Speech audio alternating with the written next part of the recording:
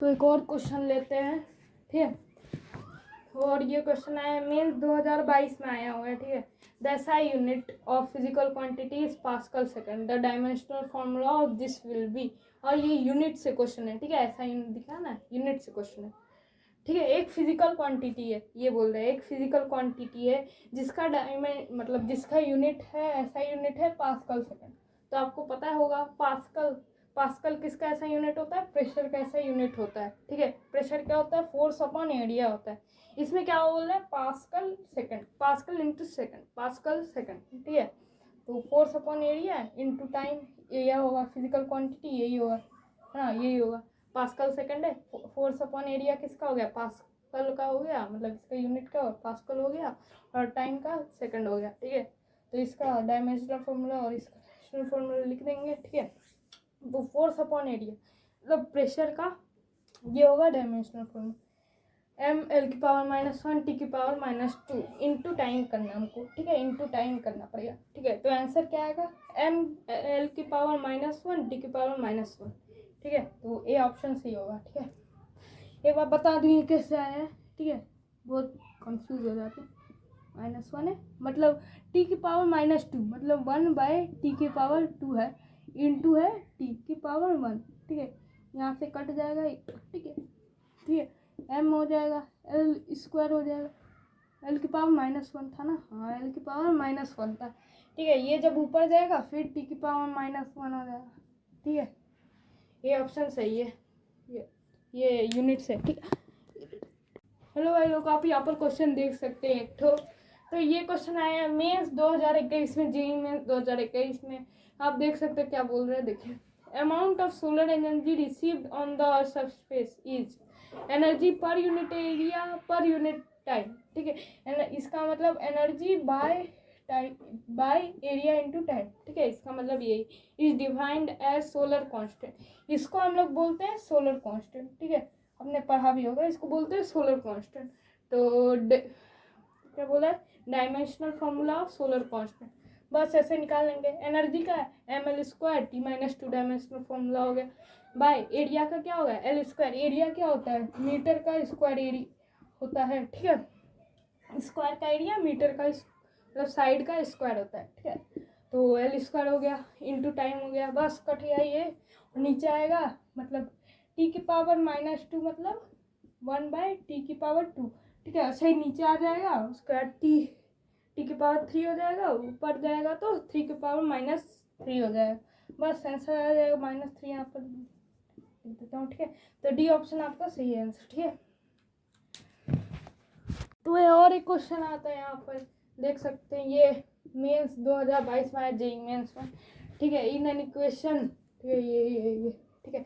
P क्या है, इसमें प्रेशर है, वी क्या है, वॉल्यूम है, ए के मतलब आर क्या है, यूनिवर्सल गैस कांस्टेंट है, कहाँ है, यहाँ पर है, यूनिवर्सल गैस कांस्टेंट है। टी क्या है, टेम्परेचर है, टाइम नहीं है, ठीक है, टेम्परेचर है।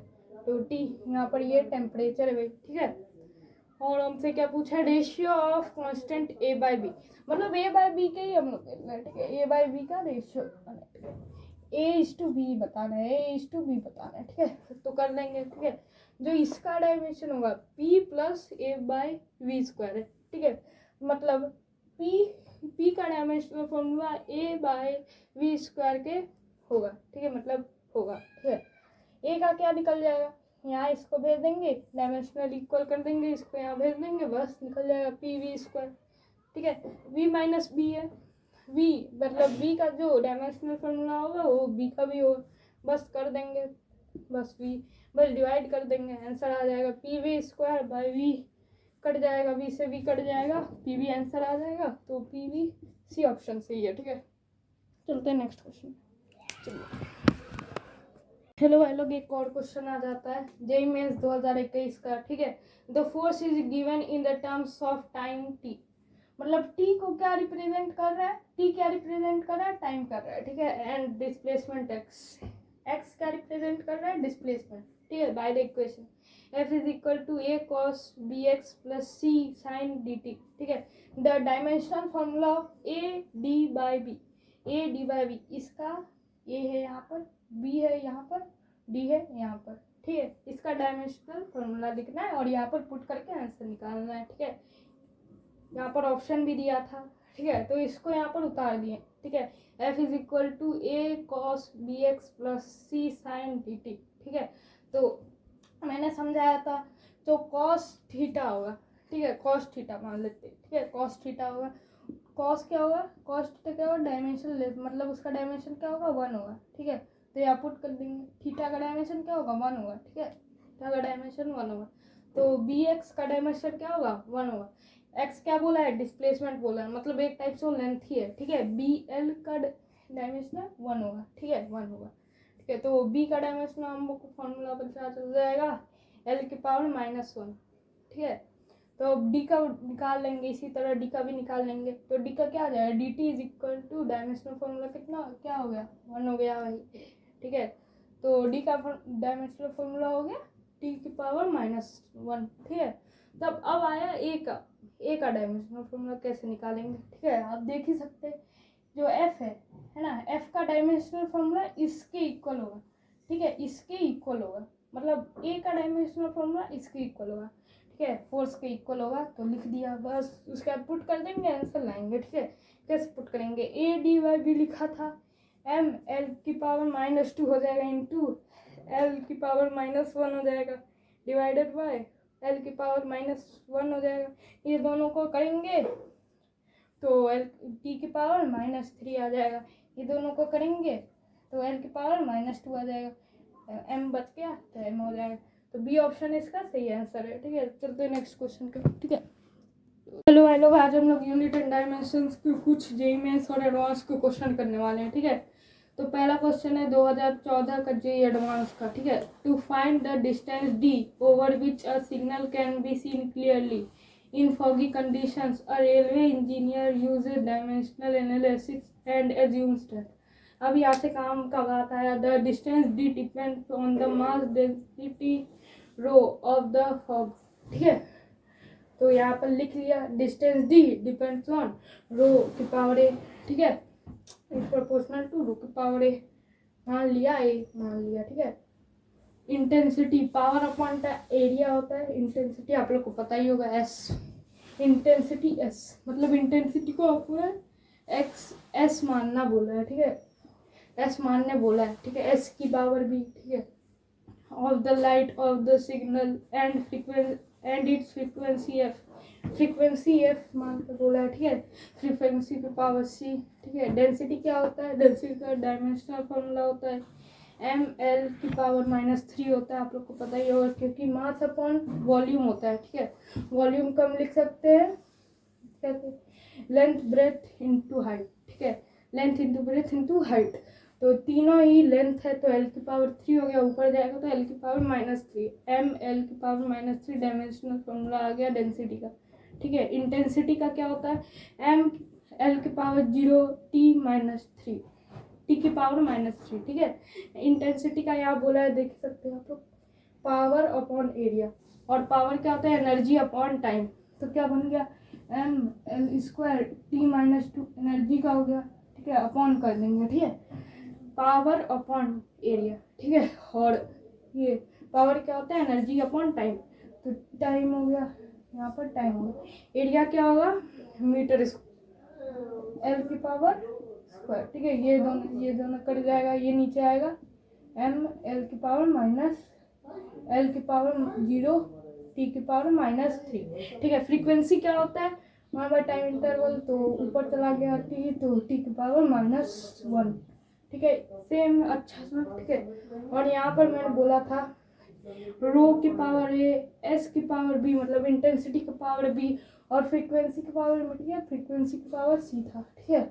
और ये एक क्वेश्चन में पूछा है, जो b है, हमने यहाँ पर एज्यूम किया है b, ठीक है, वो किसके इक्वल है, 1/n, ये 1/n क्वेश्चन पे दिया हुआ है, तो आपको n का वैल्यू निकालना है। n क्या है, n क्या हो जाएगा, यहाँ से 1/b हो जाएगा, ठीक है, उसके बाद निकाल लेंगे। तो डिस्टेंस क्या होता है, लेंथ होता है, l की पावर -1, इसका डायमेंशनल फॉर्मूला हो गया, ठीक है। तो लिख लेंगे m की पावर 0, l की पावर 1, t की पावर 0, ठीक है। डेंसिटी का m l की पावर -3 हो जाएगा, ठीक है, की पावर है, ठीक है, हमने ये माना था की पावर ए हो जाएगा, ठीक है। और इंटेंसिटी क्या होता है अभी मैंने निकाल के दिया था डायमेंशनल फॉर्मूला, एम एल की पावर 0 टी की पावर -3 की पावर बी, ठीक है। और टाइम की पावर -1 की पावर -c, ठीक है। अब कर लेंगे इक्वल, तो m का हम कैसे लिख सकते हैं, m यहाँ दिया हुआ है जैसे m की पावर 1 है, ठीक है। m की पावर 1, m की पावर 1 इंटू ए, m की पावर ए ही हो जाएगा, a प्लस, और देखिए कहाँ है m, यहाँ पर है, m की पावर 1 इंटू बी हो जाएगा, ठीक है। m की पावर b हो गया, m की पावर a प्लस b हो गया, ठीक है। और लेंथ क्या हुआ, लेंथ यहाँ पर दिया हुआ है l की पावर -3 एक में दिया हुआ है की पावर a दिया हुआ है, तो लिख देंगे -3 इंटू ए प्लस, देख सकते हैं आप लोग, l की पावर 0 की पावर b, मतलब 0 हो जाएगा, ठीक है, 0 ही हो जाएगा, तो प्लस 0 लिख देंगे, ठीक है। t की पावर यहाँ पर देख सकते कहाँ है, और t की पावर -3 इंटू बी हो जाएगा, प्लस -1 इंटू सी, -1 इंटू सी क्या होगा, -c हो जाएगा, सिंपल सा है। उसके बाद इक्वेट कर देंगे बस आप m की पावर a, ठीक है। यहाँ पर 0 है, यहाँ पर m की पावर a प्लस बी है, a प्लस बी किसके इक्वल होगा, 0 के इक्वल होगा, ठीक है भाई। और यहाँ पर देख सकते हैं l, ठीक है, -3a प्लस 0 है, -3a प्लस 0 1 के बराबर होगा, तो a 1/-3 के इक्वल हो जाएगा, ठीक है। तो यहाँ पुट कर देंगे, हमारा b आ जाएगा 1/3 आ जाएगा, ठीक है। तो आपको क्या निकालना है, n का वैल्यू निकालना है, 1/3 किसके इक्वल हो जाएगा, 1/n के, तो इससे क्या है n का वैल्यू कितना आ जाएगा, 3, आंसर हो जाएगा हमारा 3, ठीक है। चलते हैं नेक्स्ट क्वेश्चन पे।